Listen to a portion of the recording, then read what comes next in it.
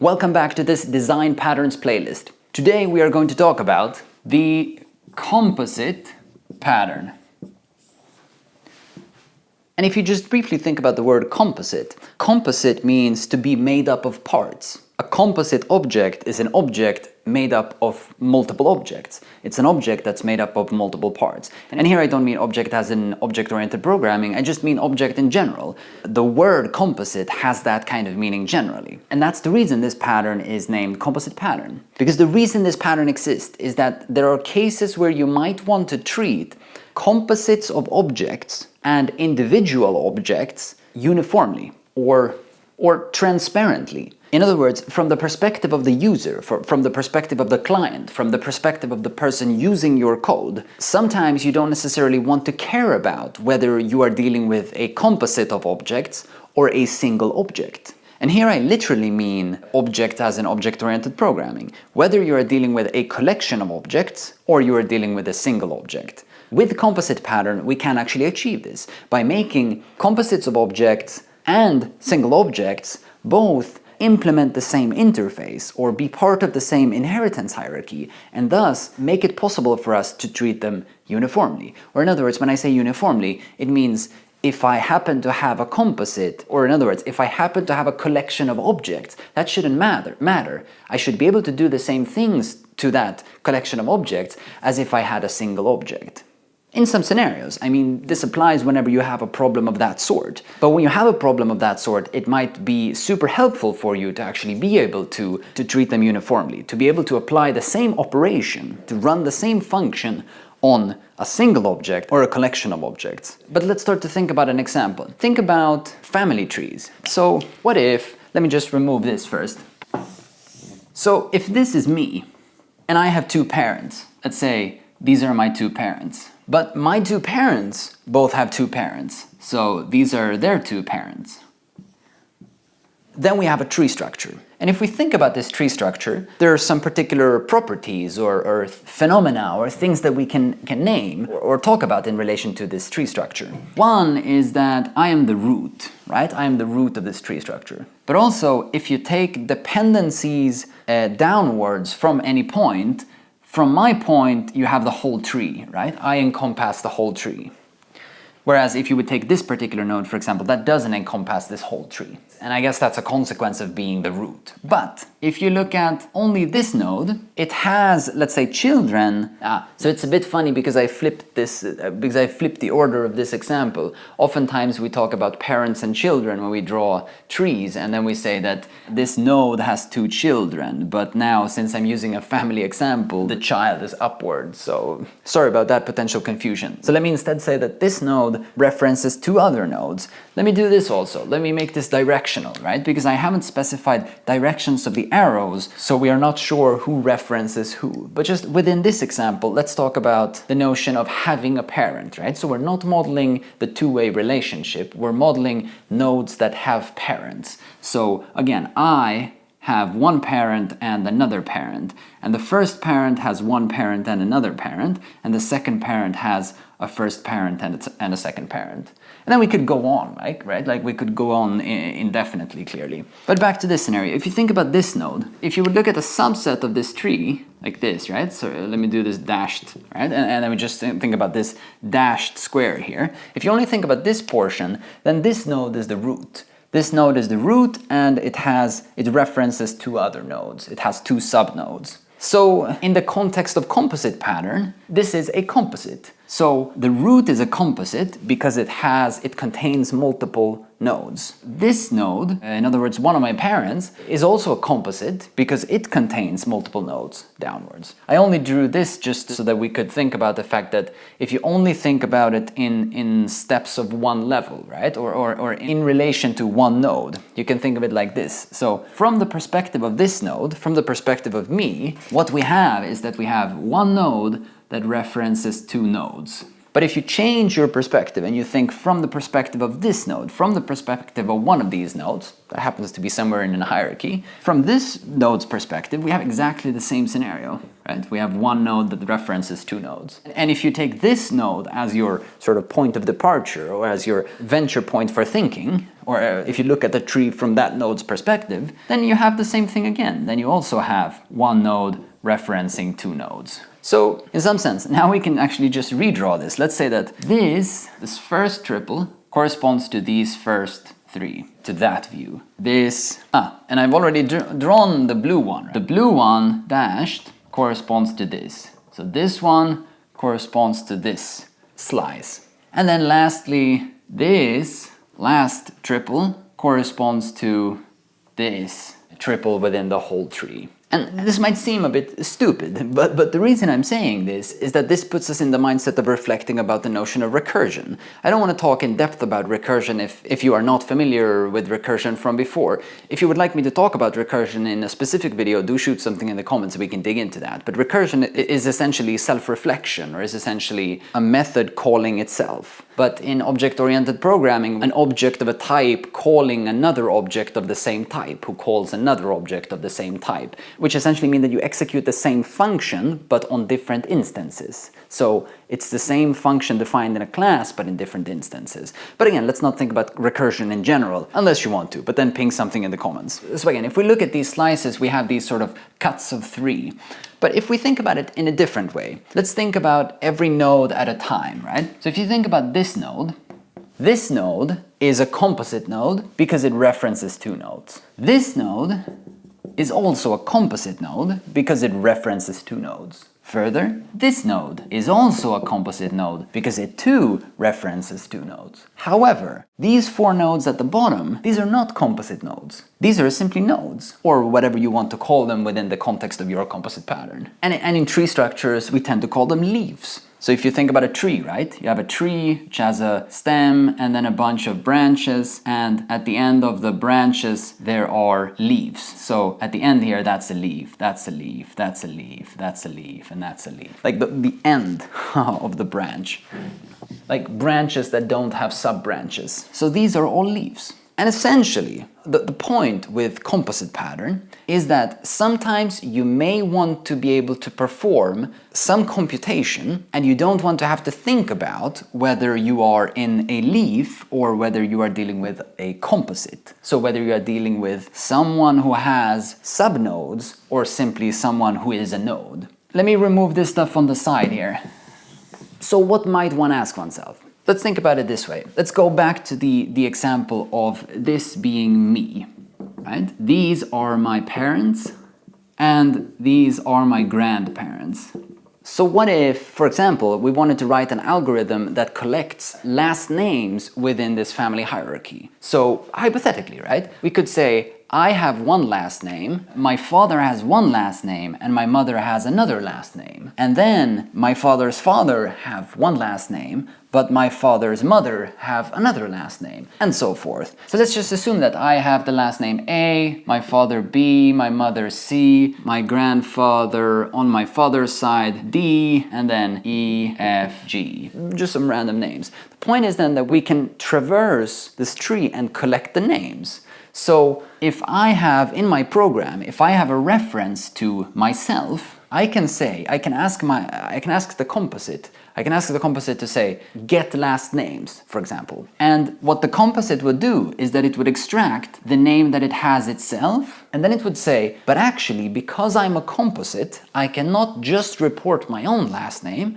I need to ask the reference I have to this object for its last name, and I need to ask the reference I have to this object for its last name. So I, as a composite, need to ask the objects that I'm composing, I need to ask them for their last names. But because they too are composites, they will ask their children or their subcomponents or the objects that they are composing for their last names. And this is the recursion. So when the program asks me for last name, say get last name, what happens is that because I'm a composite, the method will report my name, but it will also merge that with or concatenate that with, let's say we're constructing a comma delimited string or whatever. So it will take my name, but it will also concatenate it with whatever this node reports as its last name and whatever this node reports as its last name. But again, since these are composite nodes, they will report their last name names,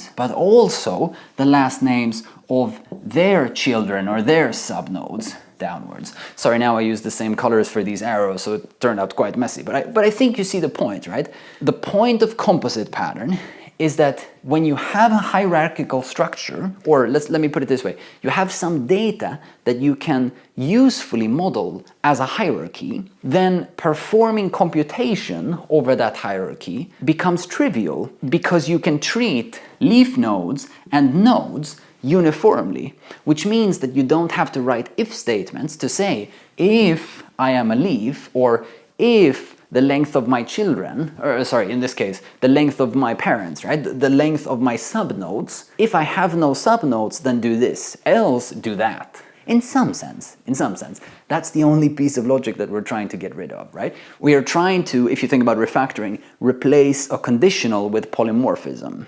So instead of saying that we have a branch where in one case you do this and in one case you do that, we simply use polymorphism to specify that there are two types. Maybe this I didn't say clearly enough before, but I marked these three nodes as sort of solid because they are one type. Then let's mark these in red instead. So these leaf nodes are of a different type. So the implementation for getLastName will be one thing, so there will be one implementation for these nodes, and there will be another implementation for these nodes. So composite nodes have one implementation and leaf nodes have another implementation. And now that we're saying replace conditionals with polymorphism, the point is that by doing that and then making them both inherit from the same superclass or implement the same interface or be part of the same inheritance hierarchy, right? Be of the same type, be able to be treated uniformly. Since they are able to be treated as the same thing, we can put them in a data structure and then simply traverse that data structure and ask the nodes to run the method getLastName, and we don't ever have to think about whether any particular component happens to be a composite or happens to be a leaf. Or happens to be a leaf. And thus we eliminate that if statement. But I've been talking for way too long without actually giving a definition for the composite pattern. So let's look at a definition. So I want to read you the definition from this book, Design Patterns, Elements of Reusable Object-Oriented Software. It's written by Gang of Four, and this is like the classic design patterns book that sort of tried to put names on things that I assume other people were also doing. And by the way, I highly recommend that you get this book, or this book, Head First Design Patterns. So this book, Head First Design Patterns, I would say is better if you want something very pedagogical. It has more images, more fun examples, and all of that stuff. But if you want something that's more like a reference book, get this Gang of Four Design Patterns book. And when in doubt, just get both. Super good books. Even if I cover a lot of stuff in these design pattern videos, there's a lot of stuff left to be discussed, and this stuff you can find in these books. Links are in the description. Let's move on. Now to the definition. The composite pattern composes objects into tree structures to represent part-whole hierarchies. Composite lets clients treat individual objects and compositions of objects uniformly. And this is kind of what we were saying, right? So composite pattern composes objects into tree structures. And this is what we looked at here, right? Anything that is suitable to model as a tree structure is a potential candidate for a composite pattern. And we do this to represent part-whole hierarchies. And honestly, I'm super confused by this wording, part-whole. Apparently this is, well, I guess an idiom. I guess this is a common saying, and maybe it's supernatural to some people, but I just find it fairly confusing. So like I just Googled it, and it seems the point is that any object is a part of the whole, and the whole is a collection of parts. And I guess this is what they were trying to suggest by saying part-whole hierarchies. Anyways, I mean, you understand what a hierarchy is. Anything that can be modeled hierarchically. Next sentence. Composite lets clients treat individual objects and compositions of objects uniformly. And this is exactly what we talked about, right? Like, if you think about a hierarchy, the leaves are single objects, but anything before the leaves are collections of objects. And clearly, let me just mention this before I forget it. Here we looked at, I guess, binary tree, right? Because this node has two subnodes, and this node has two subnodes, and so forth. So all nodes have two subnodes. But of course, with composite pattern, it could be that this node has 20 subnodes, right? And one of these nodes have 2 subnodes, and another one has 10, and so forth. I mean, 2 made sense in this scenario because I was modeling parents. But the composite pattern makes no restrictions on what it means to have a composition of objects. If you have a composition of objects, it might mean that you have 10 or 2 or 200 objects. The point is that it's a composition of objects and it's not a single object. And you could also, of course, have a composition of a single object. I mean, semantically, this is a bit interesting, but clearly, just think about a list. You can have a list of one element. So, I mean, that's a composition with one element in it. But the point is, again, that collections and individual objects, compositions of objects and objects, are able to be treated uniformly. And that's the definition. So I think on a general level, this is sort of pretty straightforward. And at some point, if you haven't felt this already, you will probably feel a bit angry because maybe you're thinking, well, this sounds 100% like the decorator pattern. I want to touch a slight bit on why and how composite pattern is different from decorator pattern, but I will make a separate video on composite pattern versus decorator pattern versus chain of responsibility pattern. But because I haven't made a video on the chain of responsibility pattern yet, that video will have to wait. But again, this is why we'll touch only briefly on it now.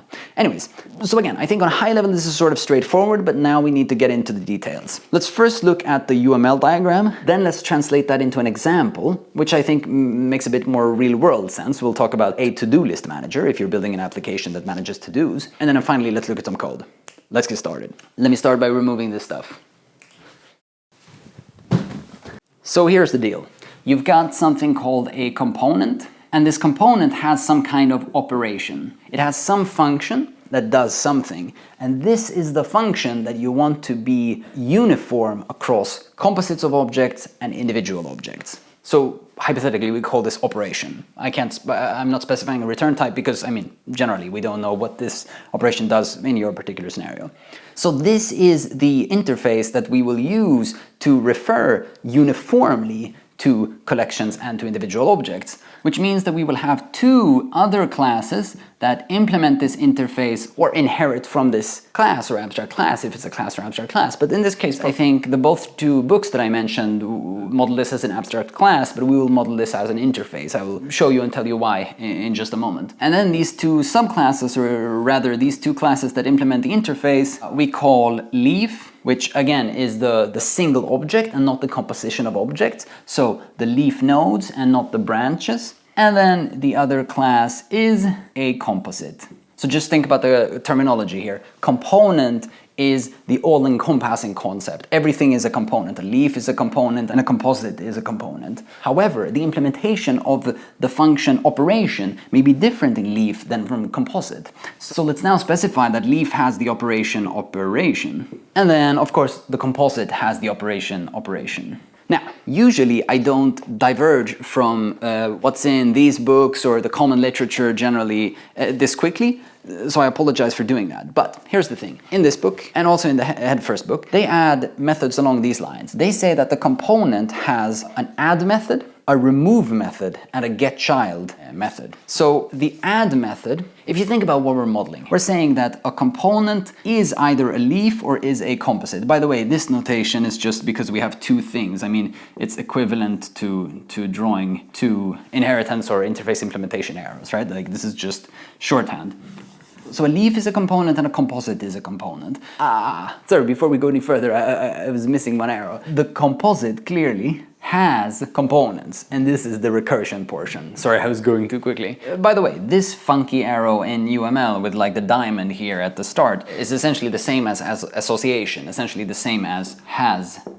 So both this and this denote has-a relationships. So if we put A in one end and B in the other end, so the first one is a has-a relationship where A's have B's, and the second one is also a has-a relationship where A's have B's. The first one we call association, and the second one we call aggregation in UML. In all honesty, I find this a little bit vague and kind of completely unnecessary because we don't necessarily have to use this. We could just say that it's an association and then be done with it. So because here we can specify even explicitly if we want to. A composite has a component, yes, but it can actually also have multiple components. So depending on what we're modeling, we could even say you can have 0, 2, many components. So a composition is a composition of objects. The question is, do you mean of at least a single object, or do you mean of at least two objects? But here we're actually saying a composite is a composition of anything from 0 to many objects, which kind of maybe doesn't make a whole lot of sense, because if we say 0 here,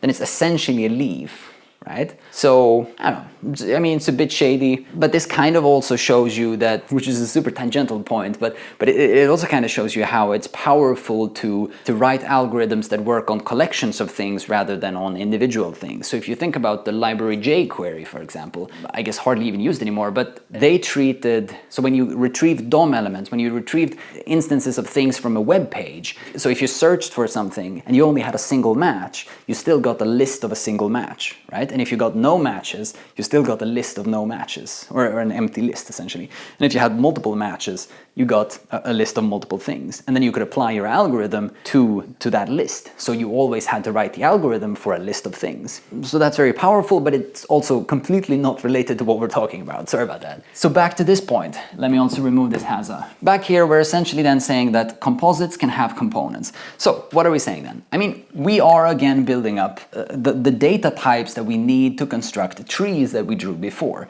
So everything is a component, right? But if we draw just a random tree like this, then this is a leaf and this is a leaf, but everything else is a composite. So this is a composite and this is a composite. But all of them are components. So this is a component, this is a component, this is a component, and this is a component. But that's on the general level, on the abstract level. So that means that if we happen to have an instance of any of these things, then when we call the method operation, when we call the method the function operation, which implementation of the operation method we will perform depends on whether we have a green or a red node here. Depends on whether we have a leaf or a composite. Polymorphism, right? So actually, I mean, in this case, I said that these two green ones are necessarily leaves. They aren't necessarily leaves if we had modeled it so that composites could have 0 components. So let me just change that to at least one, right? So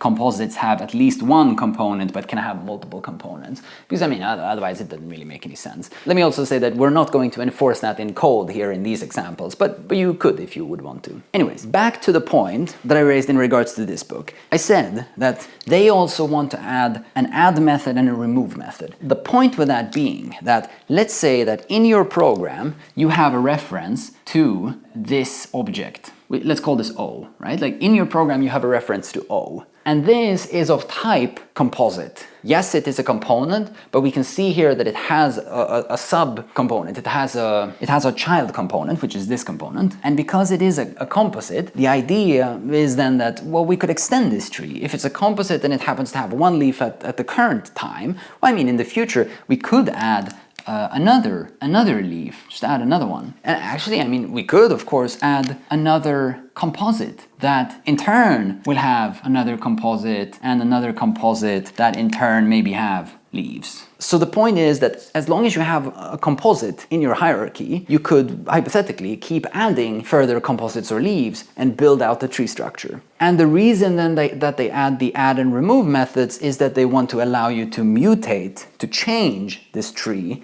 as you have it in memory. The reason I'm not bringing that up here is that I think this is a sensible time to talk about mutation. So be aware that this is kind of subjective and opinionated, but as far as I understand, it seems that we're sort of collectively agreeing that mutation should, whenever possible, be avoided. And mutation means to change. We won't dig into that in super detail, but just think about it this way. Can you change the contents of something without making it a new thing? So if you have a string and you alter that string, does that create a new string or does it actually alter the original string? So if you have, or let me put it this way, if you have an integer called a and you put 5 into it and then you say a++, does that mean that a now is 6? Or does that mean that you've created the number 6 here, but you haven't assigned it to anything, so it just disappears? The difference being, let me show you, what if we do this? If you had int a equals 5, and then you have int b equals a++.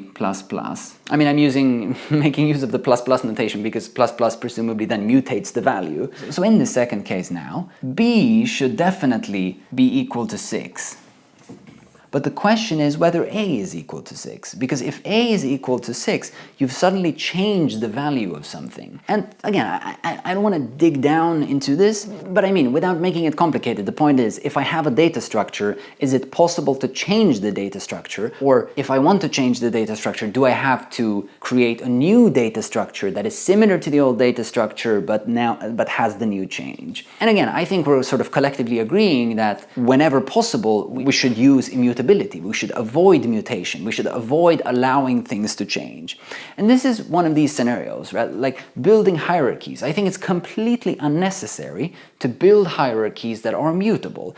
Unless, of course, I mean, you could argue that it's very, very suitable for your scenario. But even then, I would guess that it's a pragmatic solution. I mean, I would assume that there are immutable solutions for almost every mutable solution. So I don't really know if some specific scenarios really require it. Unless, of course, mutation is an inherent part of the requirement of the application. But anyways, so this is sort of the reason that I'm skipping the add and the remove methods. But now you know kind of what the intent of those were. And if you want to know more about that, you can check out these books for some information. If you have the Head First book, I'd caution you that for this particular chapter, I don't think they're nuancing this discussion enough. So maybe read that with a grain of salt. If you have the Gang of Four Design Patterns book, I think they do a little bit of a better job of nuancing that discussion. But again, I think there's more that could be said. Let me make this super explicit why it's also kind of becomes a problem. Because when they add the method add here and the method remove, they add it to the base class. And then they focus their discussion around whether these two methods should be in the component or whether they should be in the composite. Because if they are in the composite, suddenly we've lost this transparency. We've lost this uniformity where leaves can be treated exactly as composites.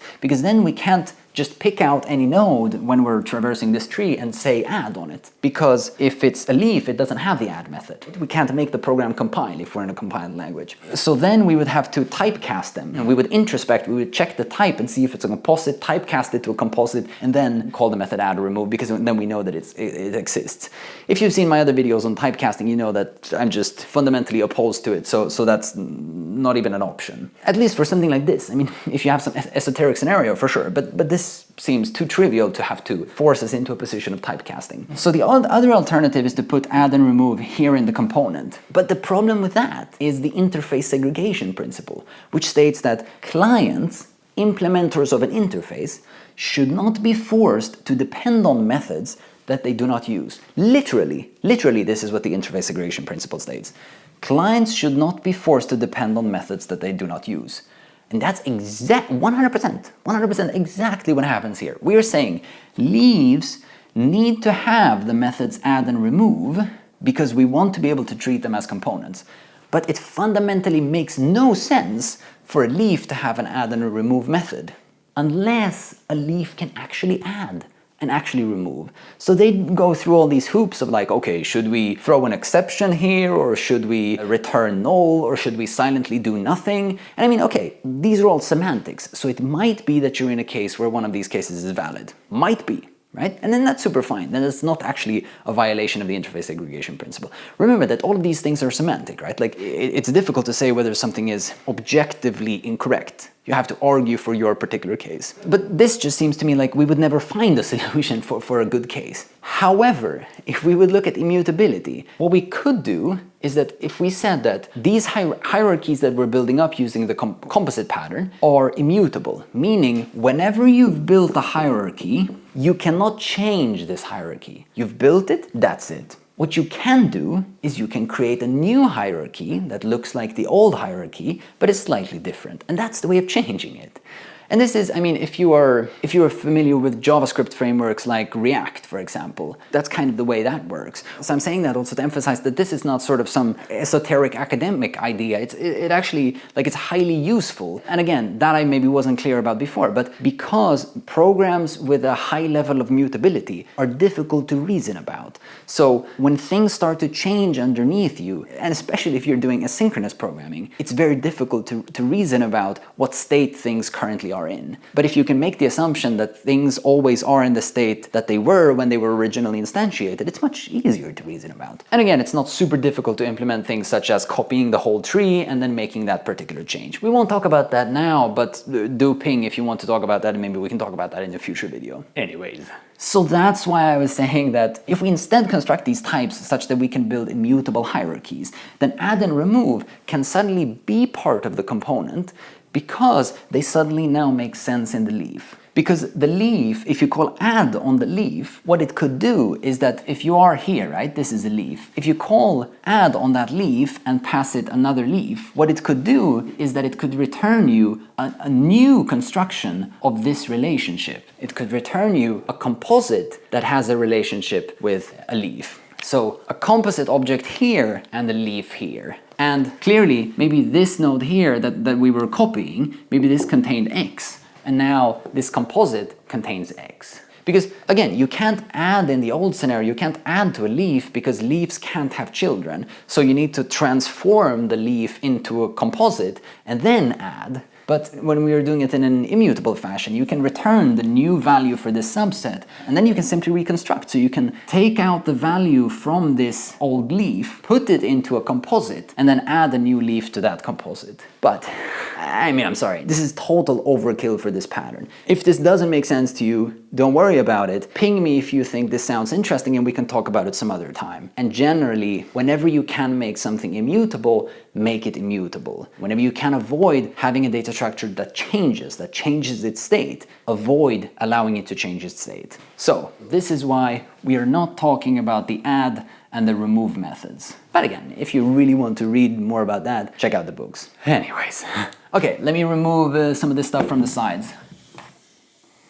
Let's now move into the example. So the example I want to give is related to user interfaces. If you've read anything about the pattern before, you've probably come across some user interface related example. And actually I think these are as relevant today as they were in, for example, the 90s. But today we find these examples in frameworks such as, for example, React. So we're not going to talk about specific frameworks, but if you are familiar with anything like Ember.js or AngularJS or React, maybe even Vue.js, I don't actually know because I haven't tried Vue, but it might be, it might not be. But either way, the point is that frameworks that are component-based, that are built around the notion that a view is built from a main component that can be destructured or decomposed into smaller subcomponents. And every smaller subcomponent can be structured into smaller subcomponents. So the big, huge main component has maybe 2 subcomponents, and each of these subcomponents have multiple other subcomponents, and that's the way you structure a page usefully,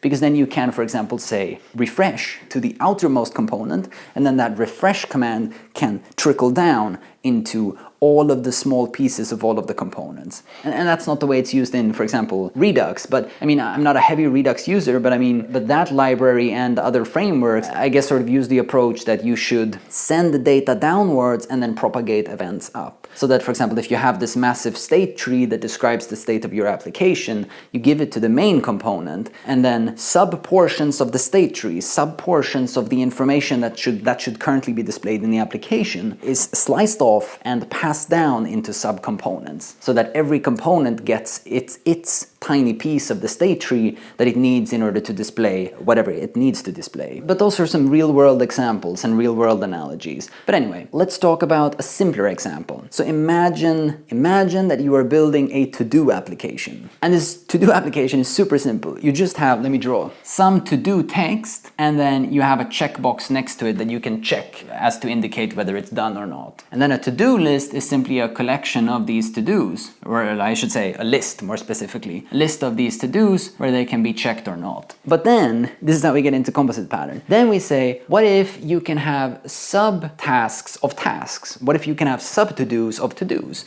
So maybe this to-do is comprised of these to-dos. And then we have another main to-do out here. And then clearly, of course, we could go further down into this hierarchy indefinitely. So this to-do has 3 sub-to-dos. This to-do has 1 sub-to-do, and this sub-to-do has another sub-to-do. And again, then again, if you think about this, it's the same thing as saying that, okay, you have a bunch of to-dos, and each of these to-dos can either just be a to-do or they can have sub-to-dos and so forth. So it's a tree in some sense. And the reason we want to use composite pattern here is that we have the following requirement. What we want to do is that we want to be able to generate HTML for this. So let's say that we have objects in memory that describe this, but we want to be able to, our operation essentially, the function that we want to run is that we want to say, give me the HTML that represents this to-do list. And we're just going to do it super simply. I mean, hopefully you're familiar with this level of HTML, but let's just say that we use li elements to represent these. So it's an li element with some text, that's the to-do,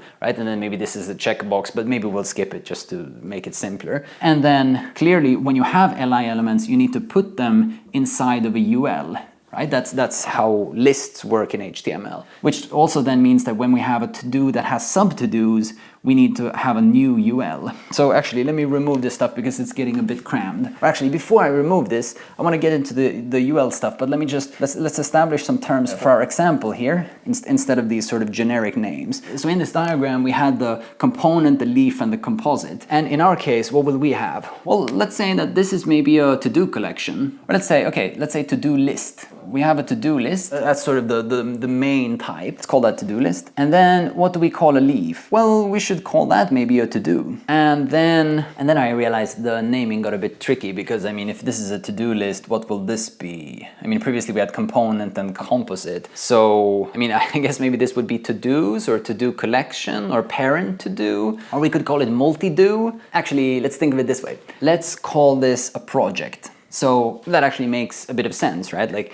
if you have a to-do that has multiple sub-to-dos, but it still has a name and it can be completed or uncompleted, then maybe that's a project. So a project is in some sense a to-do list, and a to-do list is comprised of either a project, and a to-do list is either a project or a to-do. I mean, sounds kind of funny in this sense, but hopefully I think actually this will play out quite nice. But let's see. So anyways, I was about to delete that. Do we want to do that? No, actually, let me use this space here. So what I wanted to do is just super quickly say something about how lists in HTML work, just so that everyone's on the same page. I mean, so if we want to have an unordered list in HTML, we say UL, and then we put li elements that will contain all of the items, and then we close the UL element whenever we are done. But let me put these items first. So just say 1, 2, 3, that's it, and then we close all of the individual li elements. And by the way, li stands for list item, so UL stands for unordered list, and li stands for list item. So this is an unordered list of 3 list items, and we need to close the unordered list. But what I want to do is also show that the 4th element here, let's say that we have a 4th element here. We could also say that this one also contains a UL, which in its turn contains a bunch of li elements. So, and here we close this UL, we close this li, and we close the outermost UL. We need to close these as well. So let's say 4th 1 and 4th 2. And then we close these sub li elements. So HTML is necessarily a bit messy, right? But just think about which tag closes this tag. This UL closes this UL. These li's are all closed on one row, but then this li is closed here, and this UL is closed here. And then these li's are closed individually. So whenever you have a list of items, we need to have each item wrapped in li's. But that collection or that list of li items need to be wrapped inside a set of UL tags. And then whenever we have sublists, whenever we have projects, using our terminology, we need to introduce another UL within an li. But we also use the name here, which is then supposedly the name of that project. So if you think about this, if you look at only, let's say, this subset here, then this is the name of the project, and these are the sub-to-dos of that project. Meaning that this is a composite, where this is actually the composite, and these are the leaves that the composite is pointing to. That these are the children of that composite. And again, if you think of the first example, we took it way back in the beginning, I used children in the opposite sense, because then, which was maybe a bit confusing. But again, when I say children here now, I mean what's in the collection of that composite. The composite is a collection of objects. The composite is a composite of objects. And this composite is a composite of these children, of these objects. So again, if you think about only that subset, then that subset corresponds let me choose a different color, is, let's see, equivalent to this subset here. So that looks a bit counterintuitive because I'm including the text. I'm including the text, but not the li element, and then I am including the sublist, the whole ul element. And the reason for this is I gave this a bit of thought just in my head before I started making this video, and I thought actually there are two interesting paths that you can take when modeling this. Either you say that a composite element includes an li tag, or it simply includes only the text. Or if you think about it from another perspective, the leaf, that makes more sense. If you think about the leaf, does the leaf include the li tags? So you have the li tags, and then you have an item text. Wait, I should actually say text here. And then you close the li. So either this whole thing is a leaf, or only this thing is a leaf. And what I decided is that if you would have the check mark, I would put the check mark inside here. So the text and the check mark, or not the check mark, sorry, the checkbox. The checkbox and the text, I would say, is part of the leaf, but the li needs to be part of a component. And hopefully this will play out when we think a bit more about the scenario and when we look at the code. So the reason I'm raising that question is that what code you put in leaves versus what code you put in components depends on your scenario, but it's also possible that you have multiple solutions for your scenario, but with different benefits and with different drawbacks. So one drawback of doing this, for example, like making the li's included in the leaf, is that since leaves are to-do lists, it would then be possible for the user of the code to say that what I have is not a tree, what I have is simply a single leaf. And then that single leaf would render as an li element without a wrapping ul element. And that's sort of the killing blow for me. That's when I thought, okay, wait, in this scenario, I think that's an unacceptable drawback, so I would think that you definitely always need a ul, but at least if you put only a single to-do, we can't render only li elements because that's probably not even valid HTML. Instead, let's only then render the checkbox and the text. Maybe that would make sense, right? Like maybe you could reuse that component in a different context. But anyways, now we're getting ahead of ourselves. The general point is that in Composite Pattern, you can think a lot about what should be part of the leaf and what should be part of the component. Anyways, this is what I decided. So this means we drew this red area here to specify that this is part of a composite. Let's draw the same thing for a leaf. So as I drew down here, then the leaf would then simply be this thing, the text. And again, if we had a checkbox, it would also include the checkbox. So these are all leaves. And actually here, these are leaves as well. These are leaves. Fourth is not a leaf because it's composite. And if you think about the whole structure, this whole structure is actually a composite as well, which probably means that it needs to have some kind of title here if this is the structure of our composite. So maybe we'll call this our to-do list. So hopefully you can start to see now how this pattern could be useful in contexts where you have sort of a data that's hierarchical by nature, such as, for example, HTML. I mean, in some sense, then it's kind of trivial to construct your object hierarchy and then render HTML from that object hierarchy. So this operation here in the to-do essentially only has to specify how to render this, which is essentially just to return the string that represents the text that is contained within this to-do. And then the project in this case, or in the general sense the composite, simply has to figure out, or the algorithm that we have to write simply has to be how to render this stuff, which is essentially just a string comprised of the title concatenated with an opening UL element, and then we iterate through all of our children. We iterate through all of the components that we have that's part of this composite, and then we call the operation on them. Sorry, I didn't change the name of the operation here. Perhaps the name of the operation here in our to-do example should be toHTML or something along those lines, right? And I'm saying toHTML rather than render because I'm trying to imply that it would return a string rather than sort of print it to screen or whatever. But then this toHTML method of the project, essentially of the composite, would then have to figure out how to print that. So again, so how to render this area depends on the number of components that it has. So it has a list of subcomponents, and it iterates through this list of subcomponents and puts an li, an opening li tag, and then calls getHTML or toHTML for that subcomponent, and then whenever it has that HTML, closes the li tag. Next step of the iteration, prints an li tag again, or adds an li element to the string, then calls toHTML on that next child of the iteration, on that next subcomponent, gets this text back, and then closes again. So here's where the recursion gets in.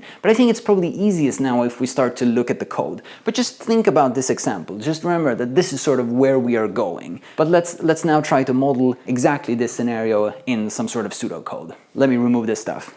Okay, so let's define the stuff that we have. Let's start with, we have an interface that's called ToDo List. Open that up. Then we have a class that's called ToDo, and that's the leaf. And then we have a class that's called Project, which is a composite of to-dos. Project. And immediately I forgot that to-dos should implement the interface ToDo List, and projects should implement the interface ToDo List.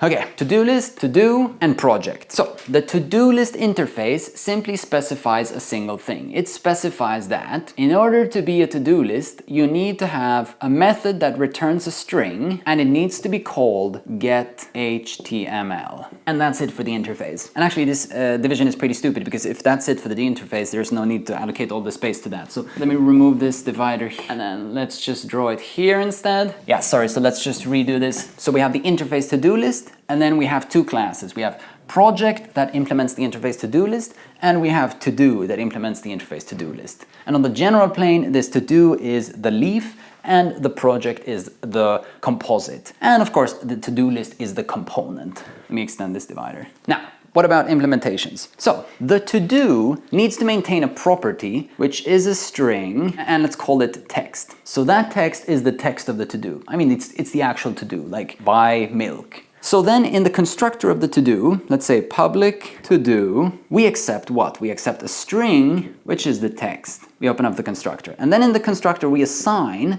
this passed-in text to this property text of the instance to do, or of this instance variable text. So we say this dot text equals the text that we were passed in. And that's it for the constructor. Then the crucial part, we need to implement, or we need to supply an implementation for the getHTML method. So we have a public method that returns a string, and it's called getHTML. Now, it doesn't take any arguments, but what's the implementation? Well, according to what we talked about before, what we specified, or what we said, is that it should not have to return li and then the text and then li. It should not have to return these elements. Instead, it should only return text, simply. And then you can imagine that what we would also do is that we would add a checkbox. So instead of just the text, we would probably have like, I can't remember what the syntax is in HTML, but it's probably something like an input tag where the type is equal to a checkbox. And maybe that's self-closing, or I can't remember, and then we put the text. So, but I'll skip the checkbox, and you can just imagine that whenever we say text, we mean that maybe we should probably have a checkbox in front of that. But if the job of the getHTML method is simply to return the text for the leaf, then that's super simple. Then we just say return this dot text. That's it. Then we close this, we close the getHTML method, and then we close the class. And then we're done with the to-do class. That's it for the leaf. Now, to the more trickier part, let's talk about the project. Let's talk about the composite to-do. So in other words, a to-do that has sub-to-dos.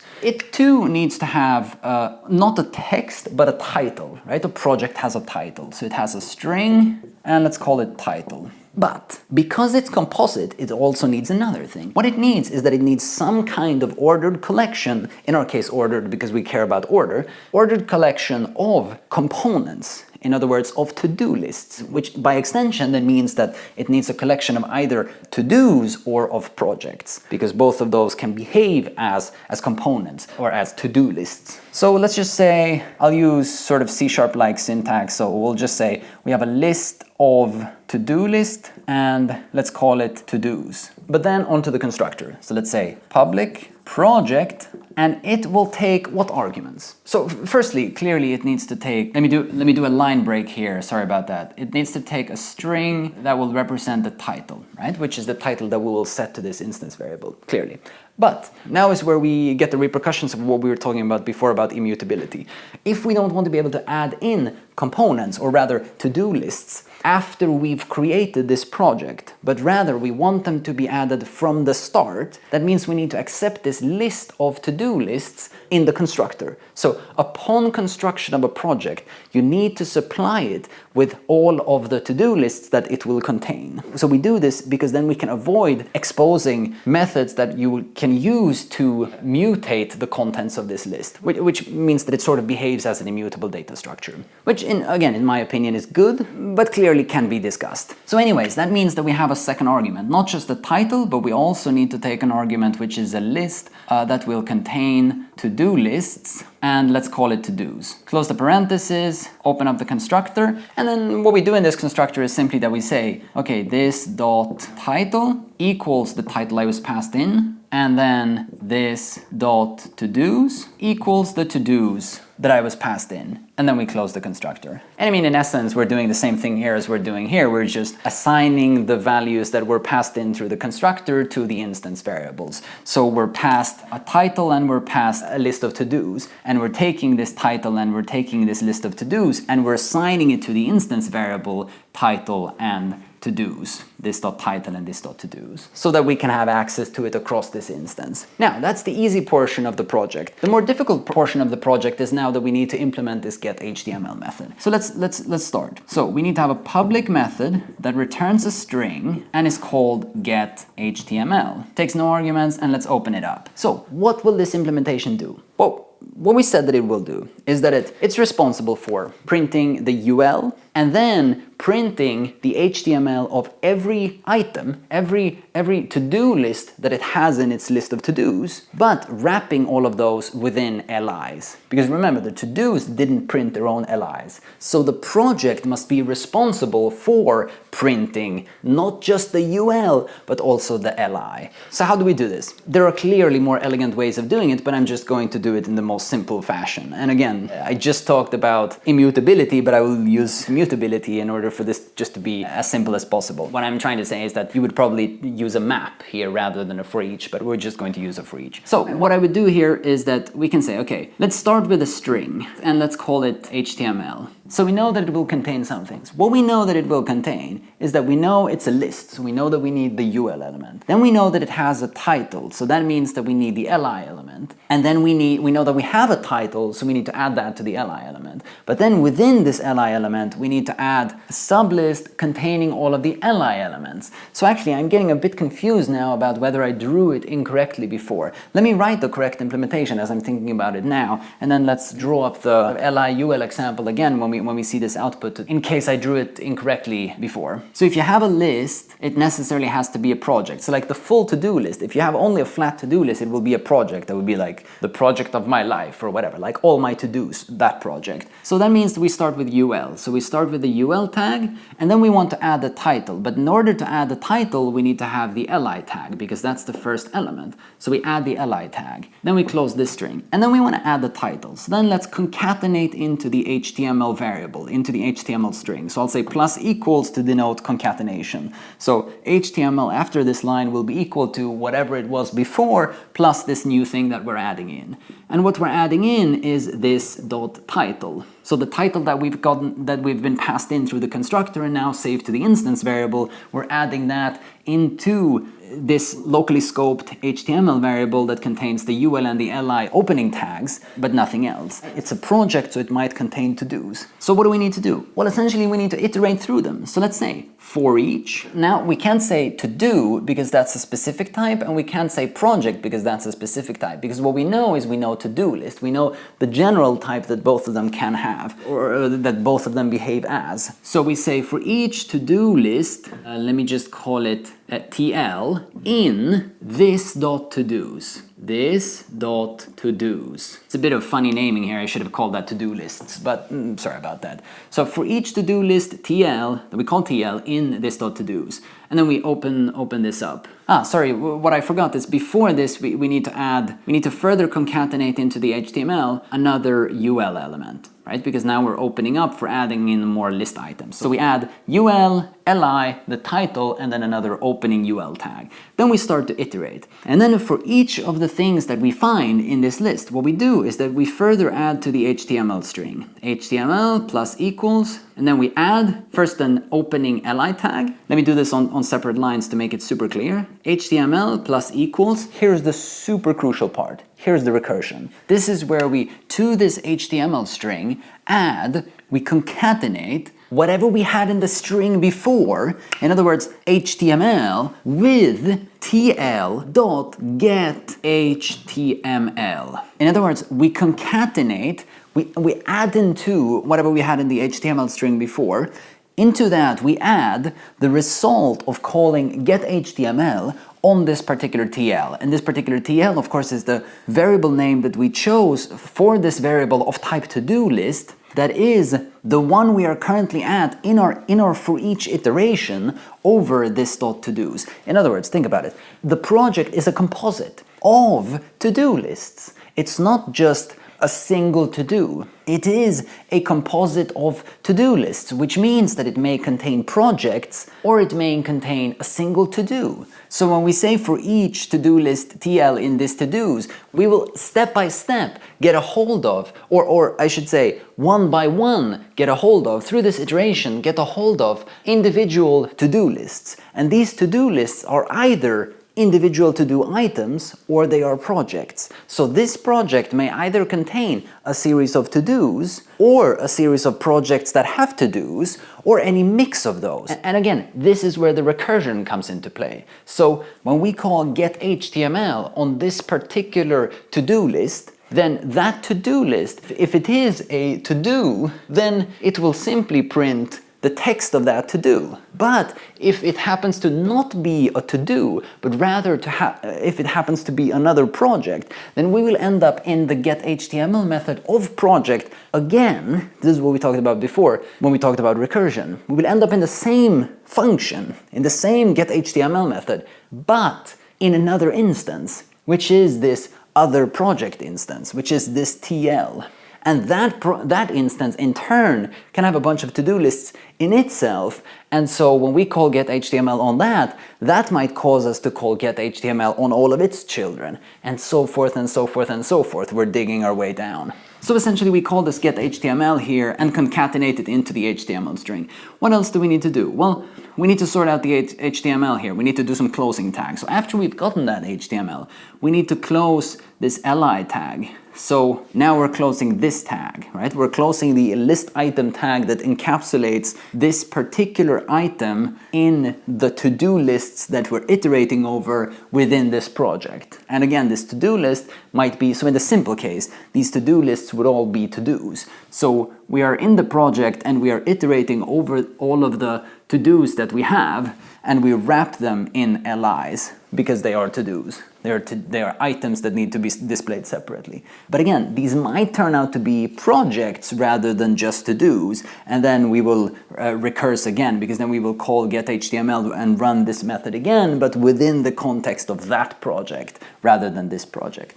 But anyways, we close the li tag here, and then we close the for each, because then we need to stop circling around all of these to-do lists, because we're done with what we want to do to each to-do list. And then some more concatenation into the HTML string. So we concatenate another string that closes the UL tag. Now we're closing this tag. And then we need to, I'll do this on the same line, we need to also close this li tag that contained the title, essentially. And then we need to close the outer UL tag, the first UL tag that we had here. And then we're done with the HTML, and then we can simply say return HTML. So we will return this massive string that we've constructed, and we'll close the getHTML method, and we will close the whole class because the class is done. And now, actually, I'm realizing, back to this point where I said that maybe I did it differently with the ULs and the LIs than what I explained over here before, when I drew up the HTML. Actually, it's completely unnecessary to say that the title, let me emphasize this, the title here, that I wrapped this within a list that had a single element that I then have to close here and here. I mean, that's actually completely unnecessary. Probably what we should do is we should just skip this, right? There's no outer UL element. Sometimes it's really tricky to think about recursion. So what I would do instead, I guess, is just, we would maybe put an H1, let's say, right? So we make it a header, or like a proper title. So it's an H1, then we add the title, and then instead of just opening the UL, let's think about it, then we immediately close the title, we close the H1, and then we open the UL, so we open the unordered list, and then we're into this for each thing, where we're printing LIs, and then we are here, when we're out of the for each, we are closing the UL, but then there is no need to, as we were saying, close this LI and close this UL. This actually makes a lot more sense. So we just close this UL of to-dos. And if you think about it, I mean, that kind of makes a lot more sense, because what we were saying before is that if you have any particular instance of something that is of type to-do list, it can either be a to-do or it could be a project. And if it's a to-do, it just has a text. But if you have a project and you ask it for its HTML, it will begin by printing the title wrapped within an H1, which, I mean, kind of makes a lot of sense, and then it will print the list. So that's it. Super quick recap. There's an interface called ToDo List that both to-dos and projects implement. So to-dos and projects can be used interchangeably. Adhering to the notion of a to-do list simply requires that you implement a method that returns a string and is called getHTML. It takes no arguments. And then, of course, these two classes, the to-do class and the project class, both of these have implementations for the getHTML method. And the implementation in the to-do is simply that it just prints the text of this particular to-do. So in the constructor of the to-do, we take a parameter which is a string which is called text, which represents the text of the to-do. We take that into the instance of the class, and then when we call getHTML, we simply print that text. Or sorry, I shouldn't say print, we return that text. As opposed to the project, which is a little bit more complex, because the idea of the project is that the project is a composite to-do list. In other words, it contains not only a single to-do, but it contains multiple to-dos. And actually, by extension, multiple projects if you want to. To be more specific, the project is a to-do list, behaves as a to-do list. Sorry, not is a because of interfaceness. I mean, it behaves as a to-do list. It responds to the interface to-do list, so you can think of it as is a to-do list, but it also has to-do lists. And in this case, we implemented that by saying that it has a list of to-do lists, and we call it to-dos here. Either way, this project class then again is a composite to-do list, so it contains multiple to-do lists. So we said that it behaves as and it contains multiple to-do lists. And because it contains multiple to-do lists, that means that since every to-do list can either be a single to-do or another project, that means that we can infinitely nest projects within projects, because if projects behave like to-do lists, and if projects can contain to-do lists, that means that projects can contain projects. So somehow then when we ask a project for its HTML, it's not as simple as with the to-do where we can simply print the text of that to-do. What we have to do is we print the title, so it's the text of this project, but we call it the title. Sorry, now I say printing again, but again I mean returning. We start by constructing a string that we will return, and in the string we will put the title, but we need to put more stuff, and that stuff is dependent on what's in this to-do list, what's in the actual composite, what it actually contains. So somehow we have to iterate over that collection that we have, in this case an ordered collection, so a list, and simply, this is the recursion, ask each of those things for its answer to the method getHTML. So when we call getHTML, yes, we print the title of this particular project, but that's not enough. We need to also print every to-do list that we have in the instance variable list.todos. In other words, in all of the contents of this composite. So we iterate over the contents of this composite. We iterate over the objects that it has. And for each of those objects, we do some particular computation, but most importantly, we call getHTML. And since those objects might also be of type project, that means they will also do all of this stuff. Because they also have the getHTML method, and that's the method that we're calling upon them. And this is the recursion. So you have something of type T, and it has another thing that's also of type T, and it has another thing that's also of type T, and so forth. But it's actually, I mean, it's more, again, because we have a hierarchy like this, so it's more like this thing can have multiple things. But if we just think about it simply, you can think about it as a decorator pattern, right? This first thing has a reference to the second thing, and the second thing has a reference to the third thing, but they're all of the same type. So when the first one is asked for getHTML, it can't answer. It has to do some computation by itself, but also merge its own computation with whatever in the one it has a reference to. And that one does some computation by itself, actually in the same computation because it's of the same type. So it's the same method, but it's in another instance. But then again, it can't just return immediately because it needs to know what the object that it refers to, what it will respond to in its computation. So it it delegates to the next one, to its children, in this case just to its child, but in a case like this to its children, and asks them to perform their getHTML computation and merges it back with what it has. And so forth, right? So we drill all the way down, and then the value propagates all the way up. So if you're in an algorithm course and they talk about like in order and pre-order and post-order and all that stuff, this is a way of implementing these orders in which you traverse a hierarchy, because now you can have an algorithm that traverses this whole hierarchy in a particular order, such as, for example, this one. First here, then here, then here, then here, then here, then here, then here. But there are other ways of traversing this structure, and many of them can be implemented using the composite pattern. The potential criticism here would be that, and I think that's actually raised by the Head First book, so if you want to know more about that, check this out. But the potential criticism that could be raised is single responsibility principle, because if you think about it, what we want to do is that we want to traverse in a particular order, and we want to perform some kind of computation. So I mean, in this case, the computation here is that we want to build up the HTML, and that's one thing. But the traversing is actually another thing.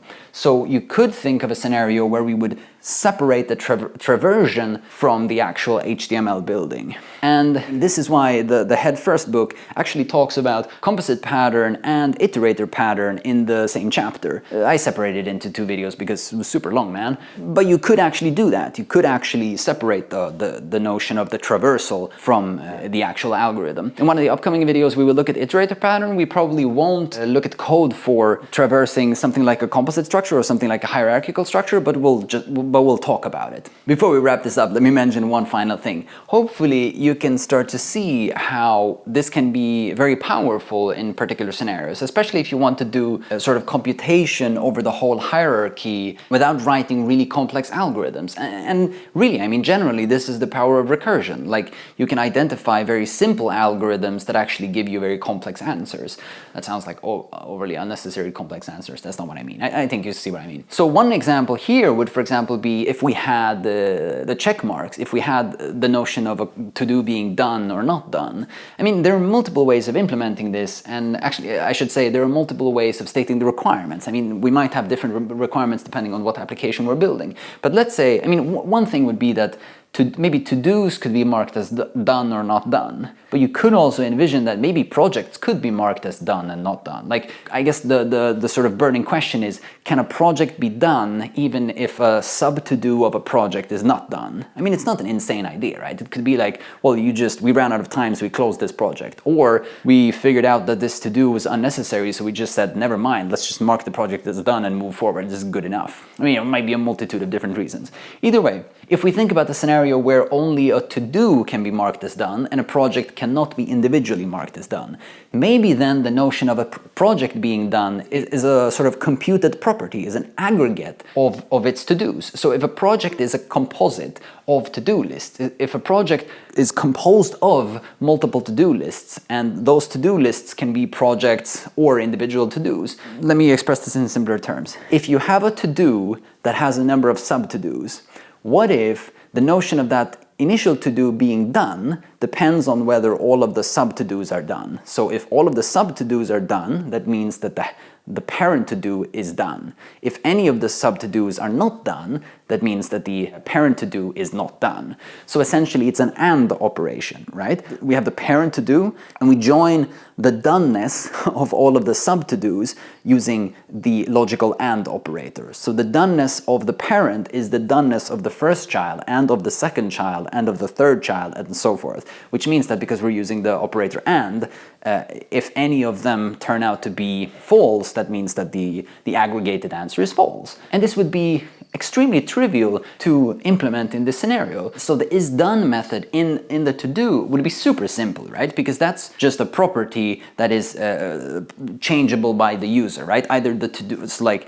we have the property text, but then we would also have the property isDone, and that says whether it's true or not. So you have a Boolean here which says that it's either done or not. Or if this was built as an immutable data structure, maybe we actually have a done to-do and an undone to-do. or a not done to-do. Or maybe then it would make more sense to say that we have a to-do and we have a completed to-do, or something like this. Either way, that implementation would be really simple. However, the project's implementation for the is-done method would not be as simple, but it would be fairly trivial. In functional programming jargon, what we would do is that we would simply map the function getHTML over the collection of to-do lists, and then we would reduce using the logical operator AND, right? That's like one line. I mean, super simple. But in non-functional programming jargon, what we would simply do is that we would for each through all of the to-dos in the to-do list, and then we would ask them for their is done. And remember, when we ask them for their is done, they recurse downward. So they ask any objects that they have in case they are composites. And then if any of them report back that they are not done, then we simply eagerly return false. We eagerly return that, well, this project is apparently not done because there's something down the chain that's not done. Somebody returned back false, so we immediately return, we say false, this is not done. And if none of them do that, then we just return true as a default, because then apparently this has to be done. So that means, again, that if you have this outer project that has two sub-projects, and these two sub-projects each have two to-dos, then when we ask this outer project if it's done, it will ask, well, are you done, subproject number 1? And subproject number 1 will ask its to-do number 1, are you done? It will say maybe yes, and this one will say maybe yes, so then subproject number 1 will report yes. But that's only one part of the problem. Then this outer one, within its for each, or within its map, will ask the next one, subproject number 2, are you done? And it can't answer, right? Because it's a composite. So it asks its to-do number 1, are you done? And maybe that says false. No, it's not. No, I'm not done. Then we don't even bother to check this one, because that's why I said eagerly return. So then this subproject 1 says, actually, in my for each, I noticed that one of my to-dos answered false, that I'm not done. Then I'll just immediately report back up, false, I'm not done. And then we know that this project then is false, because we're doing a logical comparison between true and false, which is clearly false. So again, hopefully you see how somewhat complex problems suddenly become very trivial because we have an appropriate data structure. Anyways.